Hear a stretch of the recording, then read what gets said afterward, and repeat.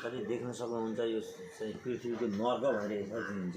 त्यसको दोषी भनेको प्रत्यक्ष रूपमा इजरायल र त्यसको ब्याक सपोर्टमा अमेरिका देखिन्छ है। यसरी चाहिँ विश्वमा तहस नहस गर्ने होइन, बालबच्चाको के दोष छ, कुनै एउटा सङ्गठनले गर्दा यसरी देशलाई दोहन गर्न यो मानवतालाई हामीले बचाइराख्नुपर्छ। यो कस्तो छको होला हेर्नु त साथीहरू।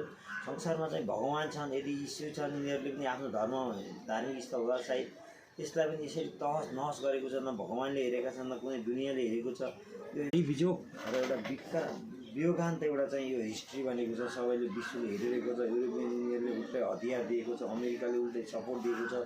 बिचरा अनाथ बालबालिकाहरूलाई यसरी दोहन गरेर चाहिँ हत्या गरेर मार्ने एउटा मानवता हुन्छ र नर्क हुनिसक्यो। विश्वमा शान्तिको प्रयास गर्ने अमेरिका र चाहिँ विश्वको सबभन्दा ट्यालेन्ट भनेर चिनिने इजरायलको चाहिँ सङ्गठनहरूले यसरी मान्छेलाई चाहिँ हत्या गर्ने कुनै एउटा व्यक्ति र एउटा सङ्गठनको दोषले एक्चुअली विश्वलाई विनाश गर्न मिल्दैन है साथीहरू।